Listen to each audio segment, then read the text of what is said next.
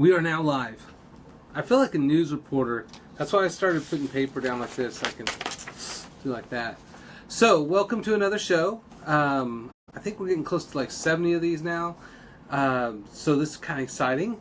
And tonight we have a few things that we're going to talk about. So, as you know, I'm Dr. Patrick Garrett. I practice functional lifestyle medicine. I have 4 postdoctoral certifications in clinical nutrition, functional medicine, integrative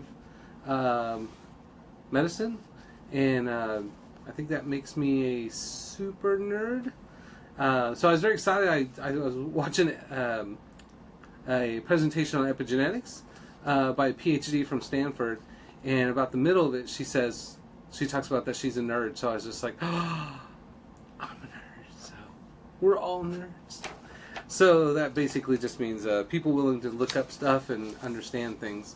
So I'm glad you guys are joining the show. Please make sure you share it and like it. This is interactive, so feel free to post what you want. I'll try to follow along as I'm going through. And if you have questions, let me know. And I posted on there already a couple links on the Facebook page. And one is to this list here, which is, look at that. Yeah? Alright, so it's a list of ingredients for a supplement company. And I'm not picking on the company, but holy crap, this is perfect for what we're doing. See, Sabrina loves nerds. Nerds rule the world. Rule the world. So, this week, we're going to talk about the challenge part, a little bit of update. I finally messed up a little bit, but jumped back on track, so we'll talk about that. We'll talk about reading labels. We have a kombucha workshop that's coming up. Actually, 3 of them. I think you guys have seen that I've been posting my kombucha hotels, which really are donated from patients. So like Brianna has been so gracious to bring me some, and a few other patients. So I ended up with, I think, probably like 50 scobies now.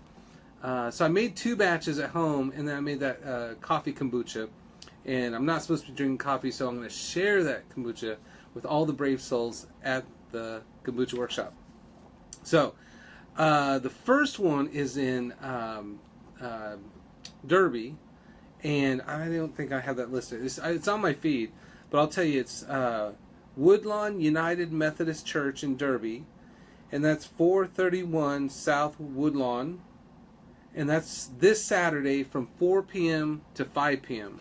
And it may take a little bit longer, but that's going to be a great opportunity for you guys that haven't done scobies or kombucha and fermentation yet to kind of see how super simple it is. It really is just crazy simple. I did one at the what's that called? The I might be getting Alzheimer's or something. Beautiful Day Cafe. All right. So Beautiful Day Cafe. How could you forget that, right? Beautiful Day Cafe. And there's a whole bunch of people there, and we tried new things, and everybody was very brave about the whole thing. And what was really cool about that one, as compared to some of the other kombucha workshops we've done, people brought their stuff. So if you want, like, I'll give you the free scobies. People charge like $20 to $45 for those, and I got big meaty ones. But I'll provide those for free for you. Just bring a gallon jar, and then you need a cup of like organic sugar. So like organic cane sugar would be great, honey, molasses. Somebody asked about coconut sugar. That's perfectly fine. And again, don't worry about the sugar. The kombucha eats the sugar and makes acids and probiotics. So it's not. It actually lowers blood sugar, based on Arizona studies where it shows 2 teaspoons of vinegar 2 minutes before you eat is just as effective as metformin's, but it doesn't deplete your CoQ10, and slow you down and make you worse off. So, really good stuff. And all the fermentations. We'll talk about all that. So then you need a cloth for the top and a rubber band that would fit around the top of the jar because you want it to breathe. And like 6 of your favorite tea bags. So you can do green tea, which you should do, but you can do, if you want to bring black tea, that's fine, or you want to bring some herbal teas, you can. I'll try to bring an extra box of green tea since I my food sensitivities, I can't do green tea now. So I have a big giant box because that's how it works. You always buy a whole bunch of something, then you get your food sensitivities tested, and then you're like, oh, that's great. I can't eat any of these things, right? Like $40 worth of nuts that I bought. That's had to give away. That's not cool. So if you guys show up with that stuff, they'll provide hot water, and basically we can actually make some from scratch. And that'll be great for you guys. So you can go home with your own kombucha and then be super brave and join the healthy elite, right? And then once you get really good at kombucha, then you can look down your nose at all the people that don't do kombucha and be like, I remember when I didn't do kombucha. Those were the days. Now I'm so kombucha enlightened, like Scott Spradlin would say. I might wear kombucha as like cologne now too, see? Then you know who the real hipsters are. Alright, so we'll do that workshop, and then we have a private one for which you guys aren't invited to because someone said, hey, can you do a workshop? And I said, yeah. And I asked them about making a flyer, and they said, well, no. I don't want other people coming, just my people. So if you guys ever want that, that's fine. I can do that. I can do other workshops for you too. It's part of my commitment to community service. Snobies. That's right. Oh, snobby scobies. Gina, that's brilliant. All right. Yeah, once you start making kombucha, then you can turn your nose up and be a snoby. I like that. Okay. And we're working on another kombucha workshop that will be in Newton at Moxie's. And so that will be a really cool one. That'll be in Newton. If you guys, someone wants to hold one in Wichita, that'll be great because that'll cover the whole Metroplex, I guess. But Moxie's, we'll probably do one up there. And I think what we're going to do with that one, though, sorry, I drink my water. I think with that one, we're going to do it as a live feed on a Tuesday night. So that'll probably be a couple Tuesdays from now, if we can get it set up. And we'll actually have an invited guest, Preston. His name is Gilliand. Preston Gilliand. Like, that seems like a Lord of the Rings country or something. The land of Gilead. Gilliand? I think it might be made up. That might be his stage name. But Preston's a cool dude. Because this jerk, I'm a, what's the word, Gina? Scomby? Now you gotta post the word again. Now I forgot what it was. A scomby? A scomby? Ah, crap. Post it again. So, I was over at a friend's house, or actually my niece's house, and we were playing cards. And this guy was there, and he starts talking about kombucha out of the blue, right? And I told you guys last week, I made that coffee kombucha, and yeah, a Snoby. Thank you, Brandy. So I made that kombucha, coffee kombucha, so now I'm totally badass, right?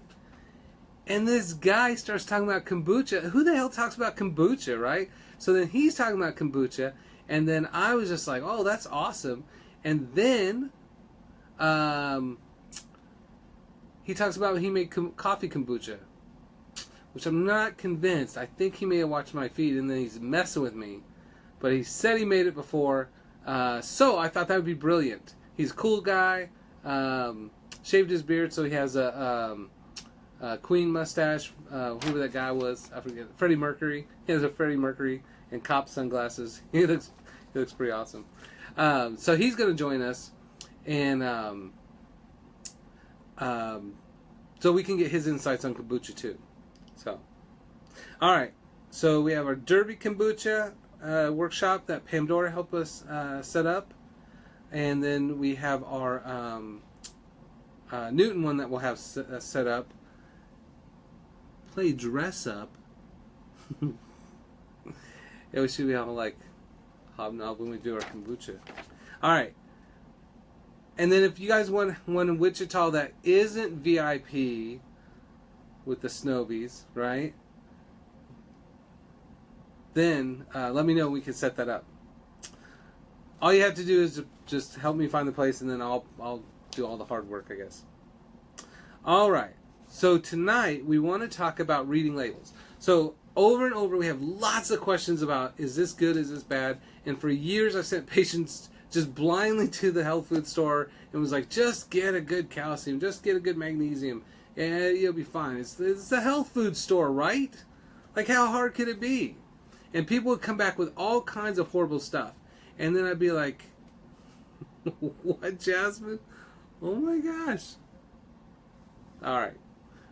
I like Jasmine's thoughts there. So, we would, now I forgot. Oh, I send patients to the thing. So, finally, I was just like, okay, I'm going to go to the health food store and I'll check it out. And I went there and oh my God, that was the most overwhelming thing. I mean, I have 2 postdoctoral diplomates in clinical nutrition. I taught a 300-hour postdoctoral diplomate course, and I went in there and was just like, what the hell is going on? Like, how is anyone supposed to figure out what to buy? There's like thousands of different ones, and they all just have slightly variations, and so it was overwhelming for me, let alone patients that are just sent there blindly to get something. So, I'm sure that you guys, just like everybody else, has that same issue of like, what is good, what's not good, what do these ingredients mean? Now, on my Facebook feed, on the picture, right, I did post another picture with it's skin cancer, and I'll bring that one up on my screen. So it should be already there. So I tried this time to post it early, so you guys didn't have to wait. But on there it says, it's the one that says dates of an introduction of suntan lotions and sunscreens, age adjusted for melanoma incidence. And so again, if you ever had my food is medicine lecture, ever attended those things, the first 15 minutes what we do is we post, or I basically go through and look at all these different diseases, and from beginning of time to ending. So it might be over like 20-year span, 30-year span, but they all look like this. Barely had it, changed something, sudden epidemic, maintain that epidemic. That's the American phenomenon, right? So with this graph, I like this one because we're talking about chemicals, and one of the worst chemicals ever is benzene. Benzene, if you don't know, is the flammable part of gasoline when you're pumping gas. So when you breathe that in, you're like, I know, we should put that in food and drinks and supplements. That's a great... What about we should put it in lotions. That's a great idea, right? So, you can see that skin cancer was very, very low from the dawn of man.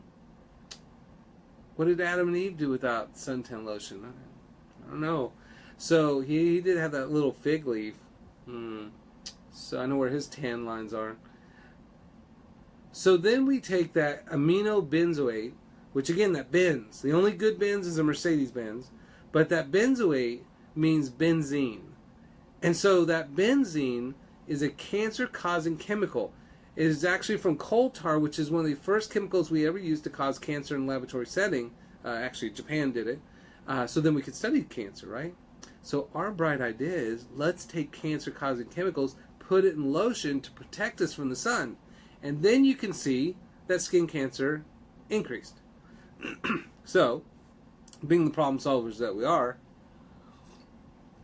obviously it's not the benzene causing the cancer, but it's just not strong enough benzene for that stupid sun. So then we put PAB in there. It's a para-aminobenzene. That is so toxic that is actually banned because it causes too much cancer.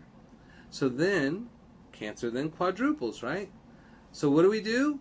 Well, I think the solution's obvious. We got to put more cancer-causing agents in that lotion, that suntan lotion or sunscreen. So then we use the higher ones, which is the oxybenzone. And then cancer goes to the roof, and now we all know the sun causes cancer because God hates Americans. He's using the sun to punish us because of whatever philosophy you want. So, because we don't drink enough kombucha. Yeah, God knows. So, it's probably not the sun hates us as much as we put cancer-causing chemicals and then we end up getting cancer. So, that's pretty messed up. But that's going to go along the lines of what we're talking about tonight. So, we go to this, there's a link on there It's idealproteinanddessert.com or something like that. But I put it on there. Again, I'm sorry if you guys do use it. I'm not bashing anything. But it was like beautiful. There's like just 4 pages of ingredients. And there's all kinds of crazy stuff in here that we can talk about. So, as we go through this, I'm going to try to watch the feed too. Jasmine's got it right. America, right? We're number 1 in disease and obesity, and the 12th smartest country in the world. We're anxiety, depression, we're getting there. We're really doing it. No, we got to stop that. All right, that's what this is for, right?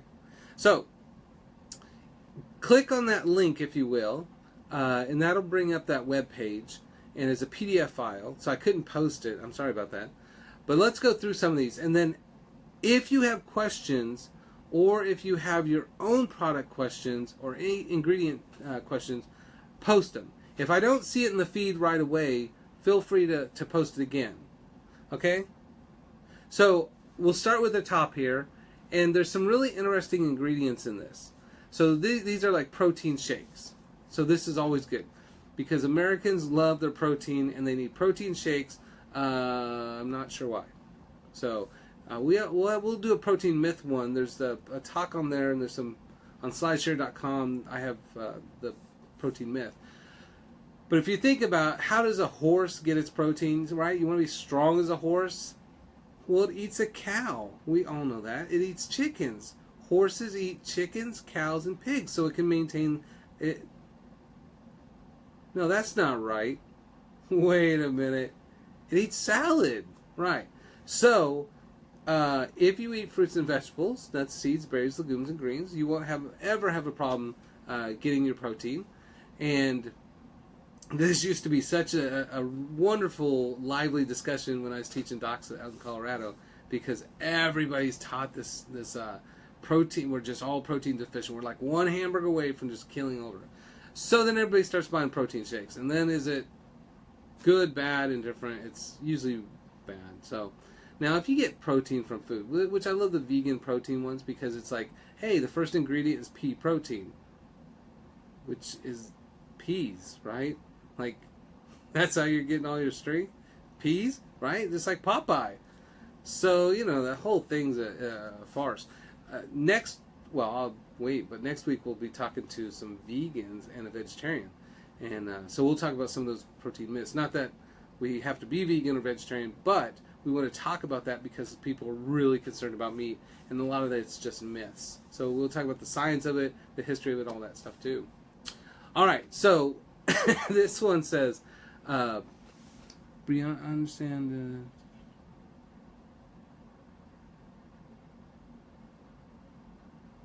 Yeah, food-based supplements are the best. That's right. So on this one, so this is milk protein isolate. So that is like man-made kind of junk. But milk proteins are the most allergenic. So whey and casein are one of the most allergenic ones that you can get. They're also cross-reactive.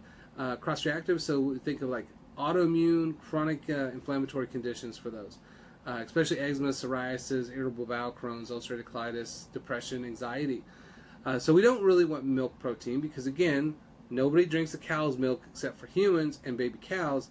And if we drink cow's milk, we're baby cows. And that's when we talk about the dairy's the devil, we'll talk more about that. So it has wheat flour, so then we got our milk and our wheat. So this is pretty allergenic. We have sugar, which is going to be from, now I love this, right? It has flour. Flour, if you don't know, is just sugar.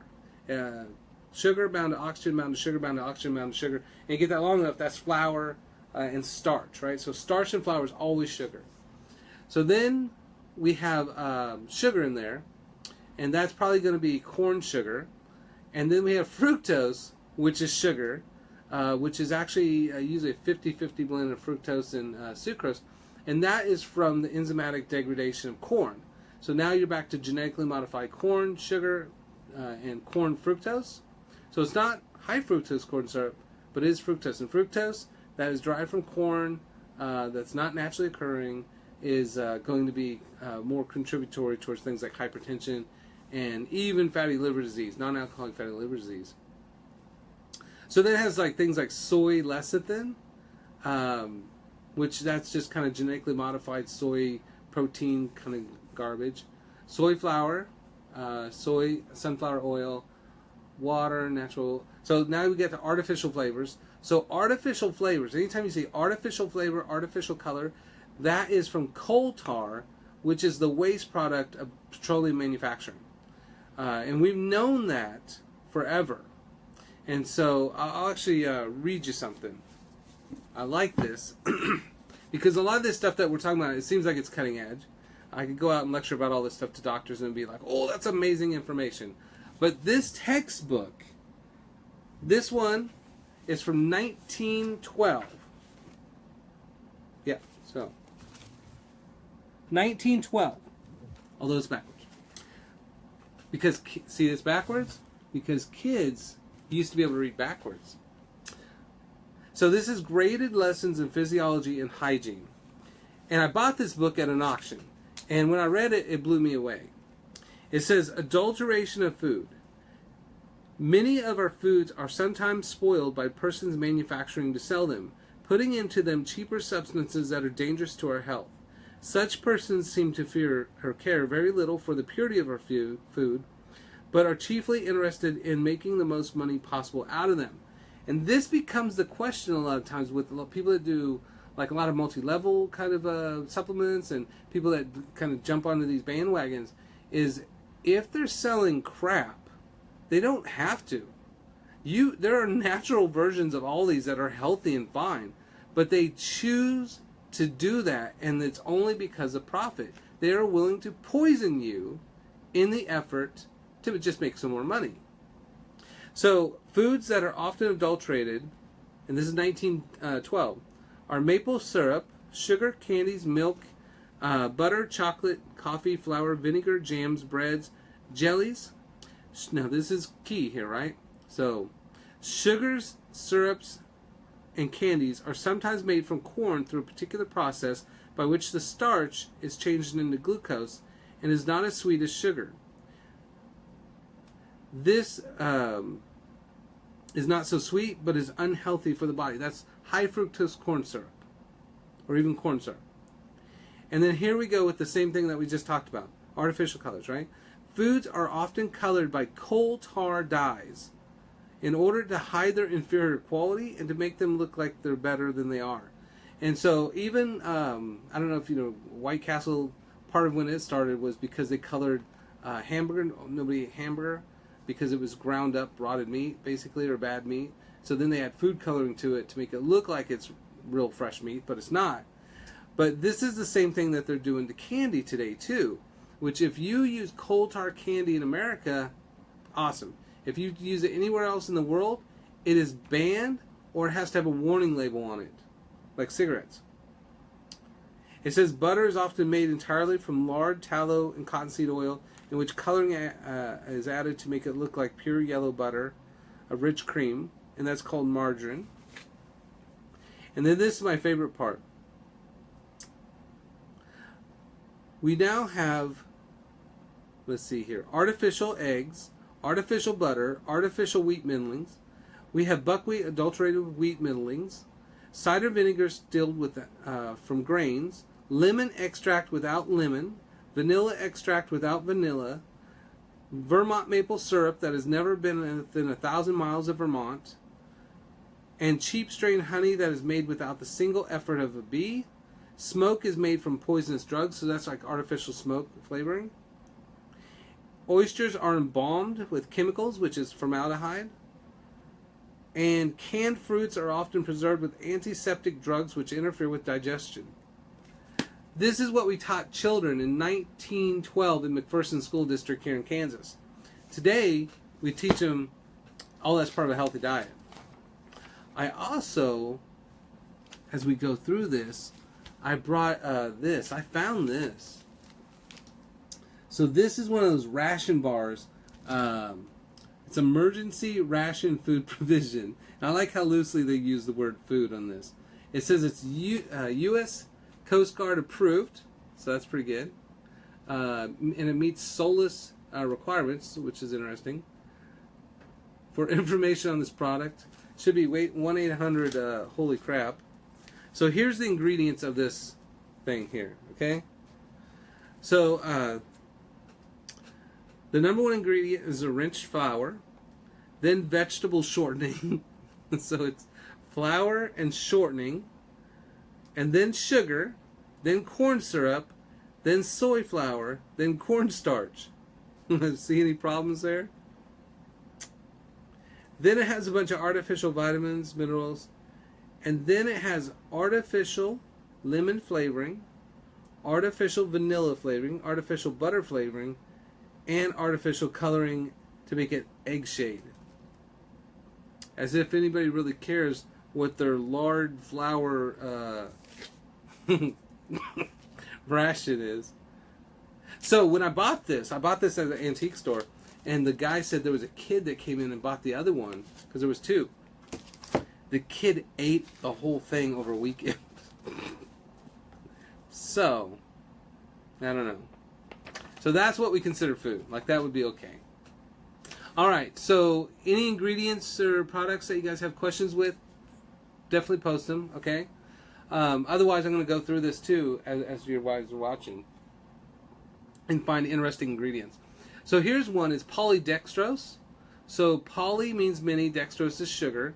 If you look at like a bag of like maybe Cheetos, it'll have sugar on there once, but there's actually 7 different names for sugar on there.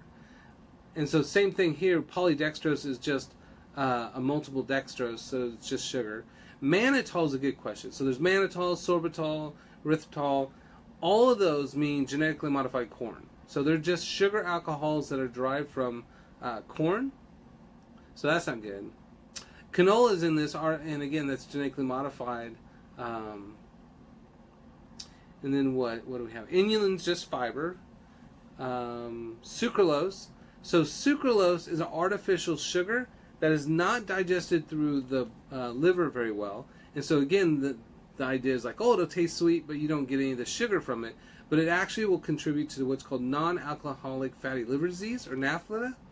And at Harvard, I took a course about this, and it really answered a lot of questions of why all these patients had fatty livers without cirrhosis, without alcoholism. It was just food. And what's really messed up is we can do this in 5 years with food. We can cause the beginnings of fatty liver disease in children as young as 10 years of age now.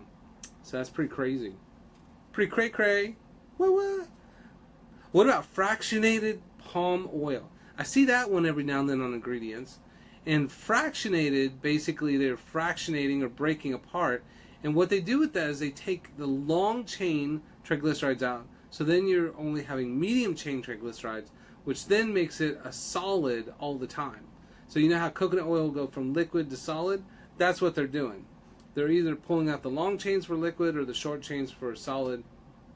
And that's not healthy. That's Frankenstein stuff at that point. Tocopherols. So sometimes you guys will see that. That's vitamin E, but they're actually synthetic ones. So there's 8 things that make vitamin E. Alpha, beta, delta, gamma tocopherol. Alpha, beta, delta, gamma tocotrienol. And those 8 things together, think of like 8 Legos, right? Together, those are real vitamin E. But what we legally can do in the U.S. is we can synthesize a fake alpha tocopherol and then call that 1/8 vitamin E. Vitamin E. So that's like taking my arm off and calling that Patrick.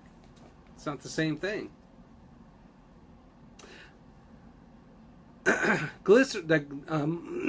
Sorry, a lot of times you'll see mono and diglycerides. Now those typically used to be fatty acids from meat, but they're actually now from petroleum products. Those are a really good thing in there about Twinkie Deconstructed. It talks about how they manufacture those.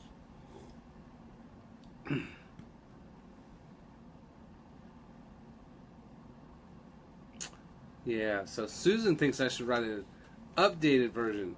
But what Susan doesn't understand is I was educated in Texas, so I can barely read or write. That's funny. Kids wouldn't buy that book, man. They'd be upset. They'd be all sad. But I love that it's not new stuff, you know? I love that. Alright, so now we come across something called BHT. and they say it's an antioxidant, right? So it's a preservative. Who knows what BHT is, or at least what the T is, if you buy it from the hardware store? So BHT, butyl hydrotoluene. What is toluene at the like Ace Hardware? What do you guys think that's used for? This is what they put in kids' cereal. They put it in crackers. They put it in breads. But it's a very common thing in like Home Depot and Menards, those kind of things. Give some shout outs to Menards. Oh, turpentine. Yeah, I think that's right. So toluene, so that's Brianna's right. It's a paint thinner. So they put paint thinner in our kids' food, in our food, as an antioxidant. And you get toluene from benzene, which is the flammable part of gasoline that you smell at the pump. Okay. Yeah, the government might. You know, one of my patients that I had that was doing natural medicine for cancer. She had cancer and we're going through chemo and making her feel better. And she said she wasn't going to post anything about it because all those natural medicine docs were getting killed out in Florida. So that's nice. So yeah, you write a book, they're all going to come after you. So let's see, what do we have? Casein and whey we talked about, artificial colors, flavors. What about sucralose? So sucralose is splendid. That's the thing that my grandma used, I think. That was like the better thing than saccharin because everybody's getting sick from No, wait. Yeah, that's right. But sucralose is splendid. And it's artificial. It's not broken down. No, we just talked about that. Didn't we? Yeah, we did. All right. Scratch that. What about agave? Agave nectar, agave syrup, that seems like a good thing, right? Maybe. Is it? So you always go with honey, maple syrup, and molasses. But agave is processed typically the same way corn is for high fructose corn syrup. So agave nectar will end up causing non-alcoholic fatty liver disease too. What else do we have here? We got, again, if you guys have questions, post them, because there's lots of ingredients on this list that just are baffling, you know. Let's see. And they have food in here, too, so we should go to the foods and look at those. Now, there's a cephyltame on that second page. A cephyltame, anything that ends with AME, like neotame, aspartame, those are actually benzene converted to formaldehyde, then converted to aspartame, and as soon as you consume it, it converts it back to formaldehyde. So for like diet anything, you're literally consuming formaldehyde. But don't worry, it's still sweet. So you'll be fine. You'll be fine. So we created 2 new epidemics after we started putting formaldehyde as diet. So diet soda came out in 1980? 1980, yeah. And then by 1984, we had 2 new epidemic diseases from scratch. America, we did it. Chronic fatigue and fibromyalgia. So in the beginning, for the first 10 years, they were made up diseases because everybody had these things, but there were no textbooks. Nobody had training in them. Nobody had them in grand rounds. It was just something completely made up. I mean, disease we've had forever. But we created 2 new things. Kind of like when we created type 2 diabetes, and then we created juvenile type 2, and then in 2010 we created type 3 diabetes. Because we're Americans. We're doing it. We're leading the way. So type 3 diabetes. I'm hopeful we'll get type 4. I think if we really, really, really push hard, I think America can do it. I think America can get type 4 diabetes on the charts. All right. Nobody's going to beat us when it comes to diabetes. All right. So any of the AIMs, remember that they convert back to formaldehyde. So probably not what you want. Oh, this is interesting because this one has decaffeinated coffee. And one thing you never want to do is decaffeinated anything. Now, if it's naturally decaffeinated, like an herbal tea or something like that, that's fine. But when it's decaffeinated coffee or green tea or black tea, then they use the same chemical that you use to get your fingernail polish off, like acetones, to break that off, and then they burn that off, and hopefully you don't drink it. So it's toxic. Just don't do that stuff. Let's see. Carolyn had a question here. Looking at coconut oil or milk, says it has sunflower lecithin. So sunflower lecithin is a binder. So lecithin is a thing that binds liquids and solids, usually like an emulsifier, if you will, right? So not greatest thing in the world, but it's not the worst thing in the world. It's way better than, say, safflower or soy. And then the bean gum and the gellan gum are, again, just two binding agents. The gellan should come from, that might come from cellulose. Agenate is what I think replaced carrageenan, because so many people had carrageenan. So those are just binders to kind of make it thicker, I guess, more like milk. So that way your coconut milk has that thicker kind of taste like whole milk. Because otherwise, I liked coconut milk before that because it tasted thin, like 2%. So I was cool with that. And, so carrageenan, it's a extract from seaweed. And for some people, it causes, I guess for a lot of people, it started causing problems. So in small amounts in seaweed, it's awesome. But when you take it out and then start putting it in processed foods, then it becomes a problem. The simplest thing is always make your own, nut and seed milks, because it's super simple. Then you can make nut butters out of the rest. It was like a quart of water and a cup of nuts, blend it up, and then put it through a cheesecloth and let it drip down. Like super simple, no extra ingredients. But in the scale of things, basically what we want is we live in an imperfect world, and we want to try to just do the best with what we have. And so for some people, you're going to have some processed stuff, right? And so you just got to say, well, what's better than the worst stuff, right? It's not easy, but it's doable. So artificial sucralose, cocoa processed with alkali. That's usually just to make it less acidic. More acesulfame. Caramel color. Now, caramel color can be something that's derived from kind of cooking wheat or cooking corn, or it can be from petroleum. And I hate that one because you just don't know. Now, one of these where it says artificial orange flavor, yeah, then you know it's petroleum.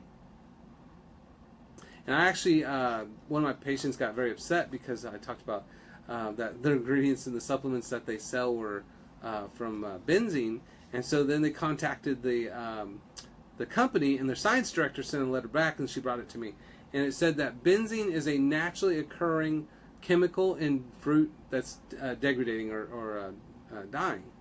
And it's like, well, okay, yeah, that's true, but that's not what they're using. They're not using decaying fruit to preserve their juices. They are using petroleum oxidized into benzene to preserve their food. So that was not okay. They were totally screwing with that person. Now, this one has xanthan for color. That's awesome. So that's like a red food color, or red color from seafood. Let's see. We ought to get some.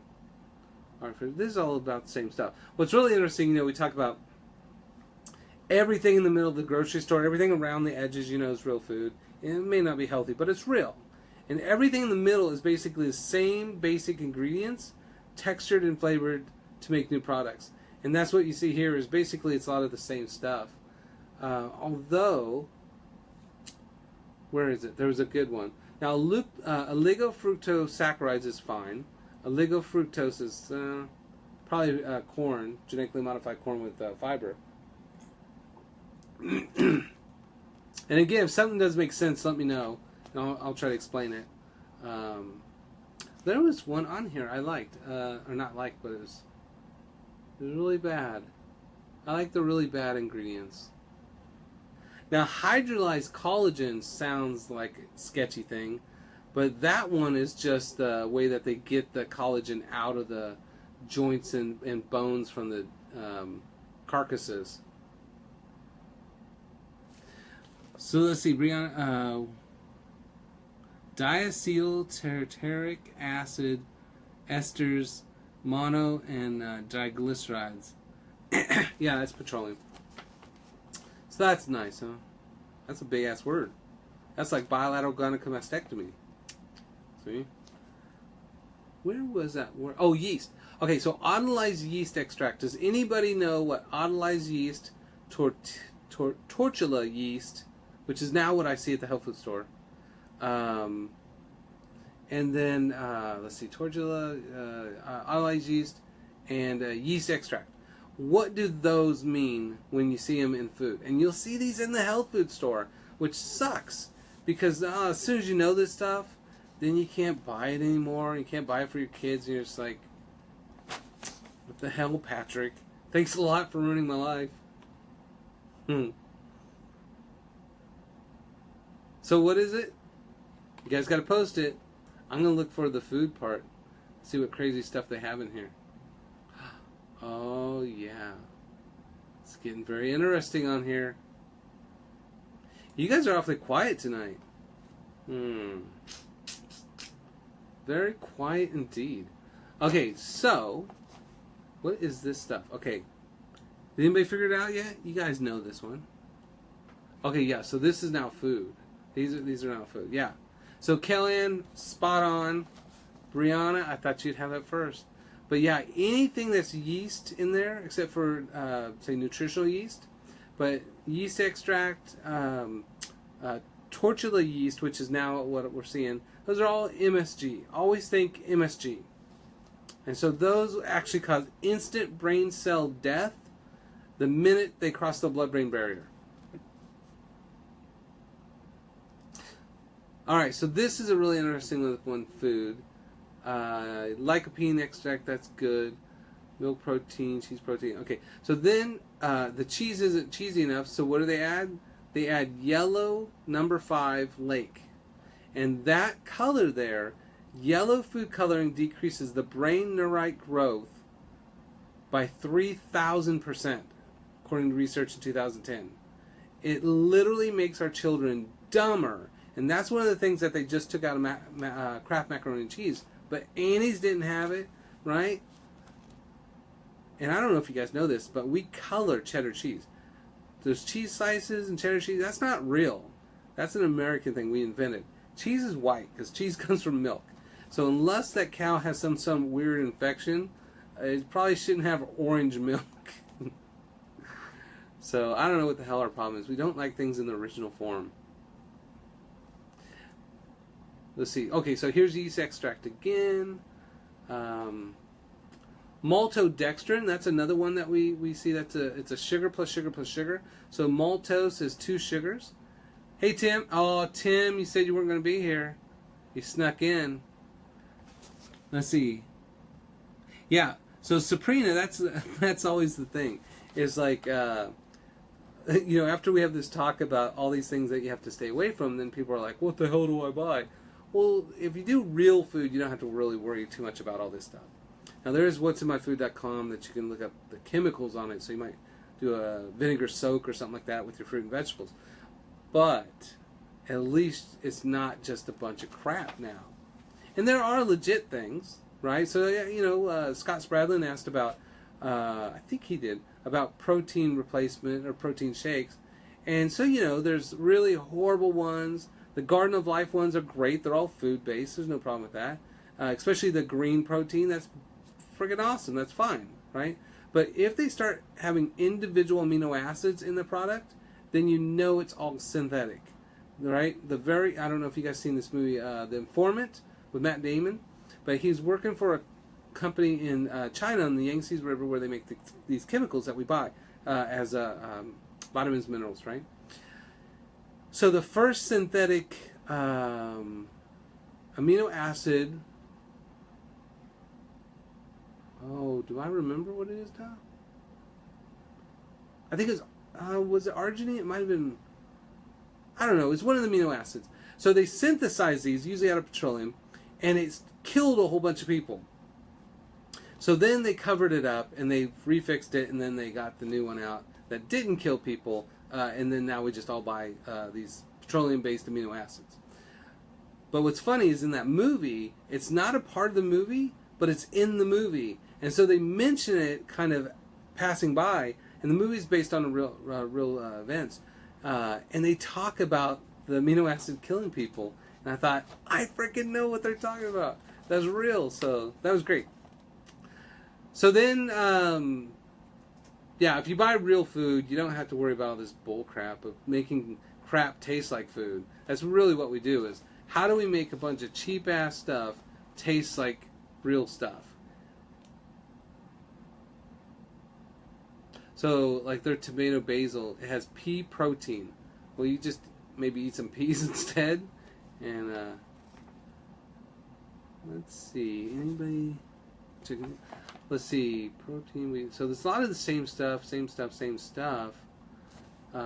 Low-fat cocoa powder. So you never want to do anything that's low-fat. There's a great book called The End of All Reading, and it's by Dr. Kessler. Awesome book. In there it talks about the trio of sugar, salt, fat. And basically if something's low-fat, it's high salt, high sugar. If it's low sugar, it's high fat, high salt. And if it's low salt, then it's high sugar, high fat. And then when in doubt, throw MSG in there. And what's amazing is it causes brain addiction with those three things because those are very rare in nature. And so if we can put them in the right order and the right amounts, we can manipulate people to have brain addiction and buy more stuff, our stuff. And then we have greater profits with that. But it makes us sick. So it goes back to the food thing. What's really interesting too about it is that he talks about how food changes behavior, and we can use these chemicals to manipulate people into doing things they wouldn't normally do. So one example was there's a guy who, when he eats pizza, he craves pizza, he eats pizza, and then he feels horrible and he throws up, and guess what he wants to do right after that? More pizza. So, you know, that book is really good read. There's another book called Sugar, Salt, Fat that came out after that, years after that one. But, you know, they even talked about where they could take, if rats that want to stay alive, they always go around the building, around the edges. They're always hiding so they don't get eaten, right? Ones that don't get eaten, get to breed. Yeah, right? Then they fed them Trix cereal. And then they put it in the middle of a room, and the rats just went straight to the middle of the room. They had no fear at all because the chemicals changed their brain function, and they no longer felt worried about safety or health. They went straight to the middle of the room and put themselves at risk. That's the same thing that we end up doing, our kids end up doing, where we're just brain addicted to these chemicals, and it seems like a good idea, like the low fat, the low sugar, or the low salt stuff, but they are just toxic for you at that point. So Carolyn says if you mention safflower oil, so safflower oil, that's one that we have lots of people with food sensitivities with that pisses them off because a lot of good stuff is made with it. Because why not take good stuff and screw it up with something like this? But it's a highly inflammatory oil, and that's one of the big concerns, kind of like corn oil is. And so because most Americans get 40 times the inflammatory foods or fatty acids than anti-inflammatory fatty acids, it sets us up for lots of heart disease, hypertension, arrhythmias, and chronic inflammatory diseases, which is 3 out of 4 Americans right now. So in general, we want to try to stay away from that. What'd you say? She's at the grocery store right now. This is the worst place to listen to this thing, is at the, or the best. Positive spin, could be the best. All right. Guar gum is fine. You'll see that in a lot of processed stuff. And it's okay. It's from the tree. Oh, I see where datum is. Oh, you're way ahead of the game there, Brianna. So I don't know. It looks like we're pretty much through here. So I'll do a couple things here, and then we'll wrap things up. If you have more questions about any of these things or any supplements that you have or the backs of them, post them, and we'll go through those even off the air over the next week, and we'll talk about the good, the bad, and the ugly of those. So I don't mind doing that for you guys. And then if you have questions about any of these colors and flavors and artificial and natural things or things that just sound crazy on here, post those and let's talk about those or anything else that you guys are concerned about. I was thinking we should have a show where we talk about the ingredients in vaccines and not so much pro or anti, but just talk about what those ingredients are. So I have the pink book from the FDA that I've had for years now, and it lists every ingredient in those vaccines. And so we can talk about what formalin is, we can talk about what thimerosal is, we can talk about how they get human fetus cells in some of those vaccines, which is crazy. I thought people were full of crap when they started posting that, but technically some of those have human fetal cells in there. So you're injecting children with a dead child kind of thing. Like, it's the weirdest, bizarre thing, like crazy.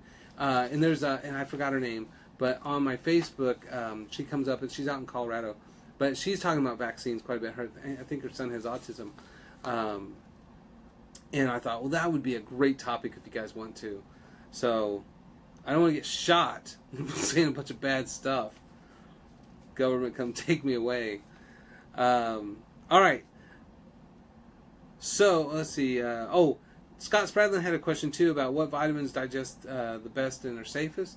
Well, I'll give you a couple ideas. So one thing is citrates absorb 66%, glycinates, gluconates absorb 80%, and carbonates absorb 22%. So if you're going to take a supplement like a calcium or magnesium, try to get the ones that have the highest absorption rates. And really, powdered is better.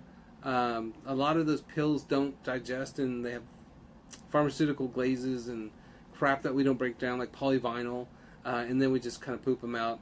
And like, it's so bad that the Salt Lake City, Utah, the Department of Sanitation says they have to take a half a ton of undigested supplements and medications from the sewer system every month to prevent it from clogging up. So people are spending lots of money and just pooping that stuff out. And then, let's see, Sherry Strawder, so she had a question about oligosaccharides. So fructooligosaccharides are just when you eat fruit or vegetables that are sweet, the sugars, 80% of those sugars will bind to the fiber that's in there that you don't digest, and that combination makes what's called fructooligosaccharides.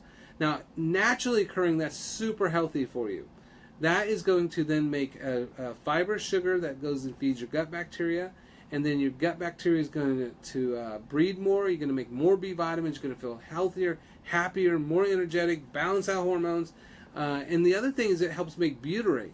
And then butyrate's made by your good bacteria, which then goes to every cell in the body.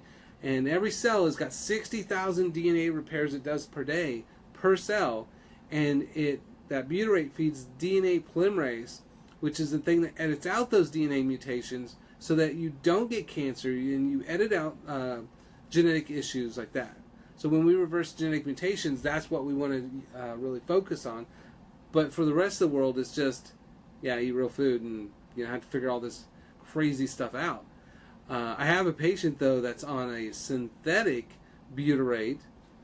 So now instead of people eating fiber, which is included in their food, they then spend thousands of dollars on treatment, buying the butyrate, and then reversing or preventing or reversing their cancer, I guess, essentially. So that's pretty messed up. Hi, Susan.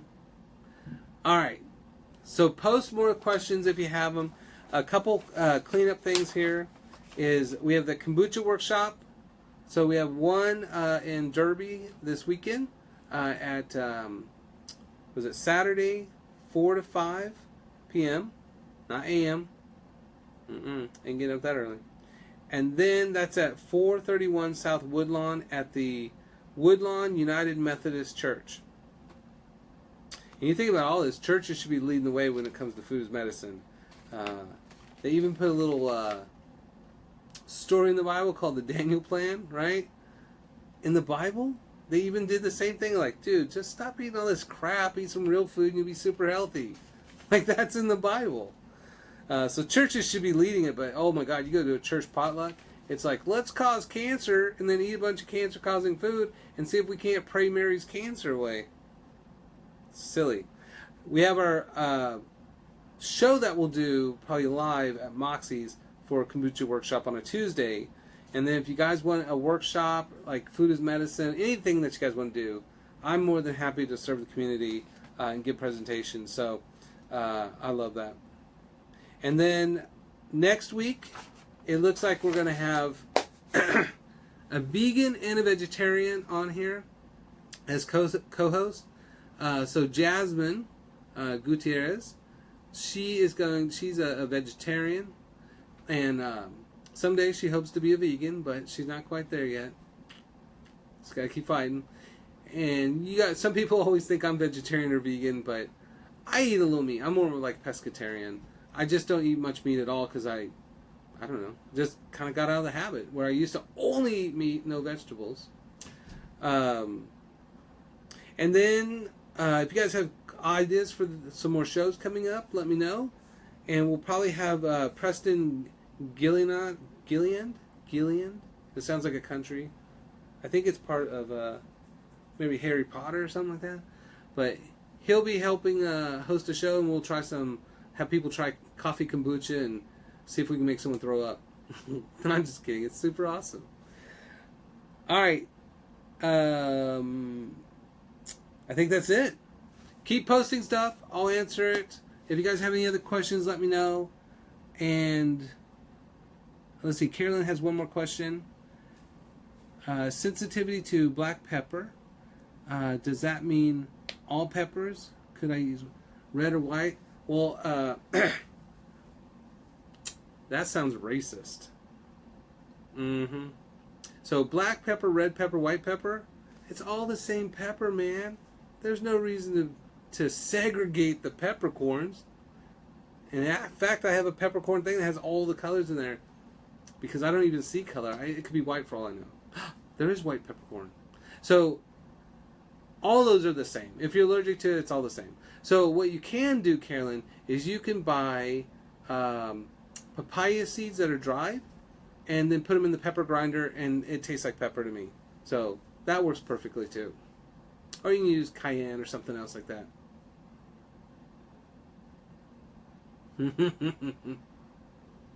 What? Dang, you drink white tea and not green? So, yeah, I drink my white tea now. I'm not sure it's 100% good, but I think it might still cause a little bit of coughing. But actually at home I've been drinking citrus chamomile every morning. So now it's like I went from never drinking tea, now I have to have my morning tea.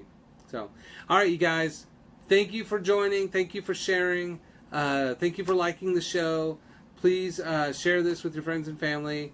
And next week we'll have Black Jasmine on here. Yeah? And she'll be vegetarian extraordinaire. And then we'll have Mike on here, who's a vegan. And so we'll talk about protein myths. We'll talk about vegan myths, vegetarian myths. Because, as we know, the biggest, strongest animals are vegetarian. Not that you have to be vegetarian. So all you got to do is take what we talk about and then add a little meat to it. You'll be okay. It's all good. All right, y'all. Thanks for joining us. And I'll see you guys next week.